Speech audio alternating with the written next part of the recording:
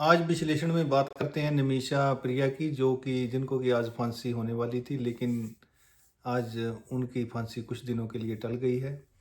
हो सकता है कि अच्छी खबर हो जाए, उनकी जान बच जाए।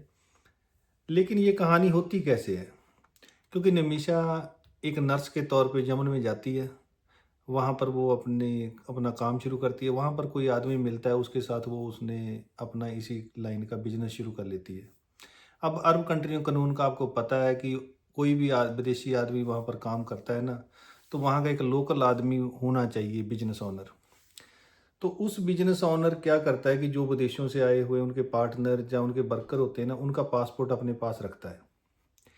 तो इसी तरह इस आदमी ने पासपोर्ट रखा हुआ था।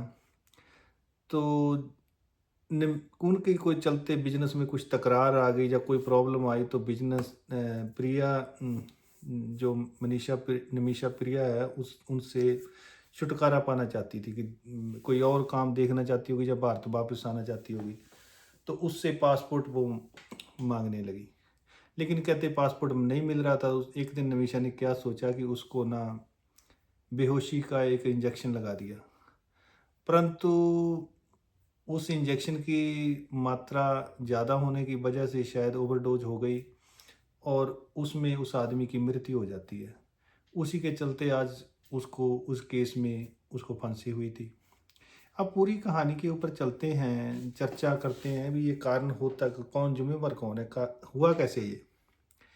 अगर हम इसको पूरा देखें ना विस्तार पूर्वक, हमारे जो देश के जो इमिग्रेशन कानून बने हुए हैं ना, प्रवास के बारे में या कुछ भी, वो उनमें काफ़ी कुछ चेंज करने की ज़रूरत है। काफ़ी अमेंडमेंट करने की आवश्यकता है। जैसे सपोज करो निमिषा का पासपोर्ट उसने रख लिया था।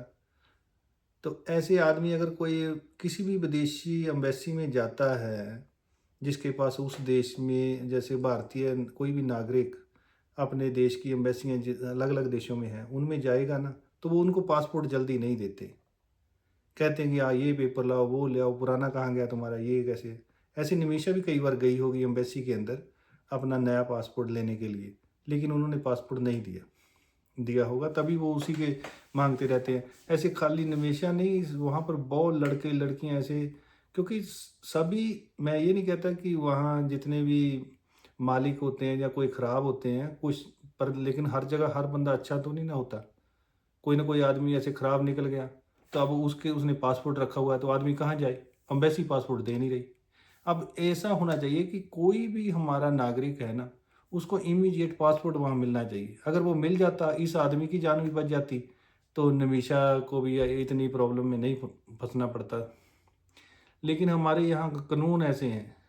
अब देखो ना, फिर कहते हैं कि हमें पासपोर्ट इस करके नहीं दे सकते क्योंकि भाई हमारी लार्जेस्ट पॉपुलेशन कंट्री, हमको स्क्रीनिंग करनी पड़ती है। अरे यार, स्क्रीनिंग क्या है? वहाँ पर हमारे यहाँ पर कोई लोग देश में कत्ल करके एयरपोर्ट से निकल जाते हैं, जहाँ पर पूरी स्क्रीनिंग होती है उसकी तरफ जाते हैं, तो विदेशों में निकल जाते हैं। तो क्या स्क्रीनिंग है फिर? तो फिर दूसरी बात ये है कि सर्विस में जैसे तत्काल सर्विस बना दी है। अब तत्काल का तो इन्होंने ना, हिंदी का इतना अच्छा शब्द है, उसको बदला के रख दिया। अब तत्काल में भी कोई पासपोर्ट अप्लाई करता है ना, उसको भी कई बार महीने से ऊपर लग जाता है। बताओ फिर उसका तत्काल का मतलब क्या निकला? उसका अर्थ ही नहीं है। आने वाले बच्चों में तुम देख लेना कि उनको तत्काल का अर्थ ही भूल जाएगा कि क्या होता है। क्योंकि तत्काल में अगर महीने से ऊपर लग गया तो तत्काल कैसा रहा? सपोज करो कोई फ्यूचर में, कोई भविष्य में कोई मैडम अब किसी बच्चे को पूछेगी कि बच्चा ये बताओ कि पांडवों के युद्ध में भीमसेन ने दुर्योधन का वध कितनी देर में कर दिया था? तो वो बच्चा बोलेगा जी मैडम जी, वो मैंने पढ़ा था कहीं, वो महीने से ऊपर ही लग गया था। मैडम गुस्से में बोलेगी, बच्चा ये कैसे, तुमने ये कहाँ से पढ़ लिया ऐसा? हाँ जी, मैंने कल ही अभी पढ़ा, उसमें लिखा हुआ था कि भीमसेन ने दुर्योधन का वध तत्काल कर दिया था। वह आज के लिए इतना ही।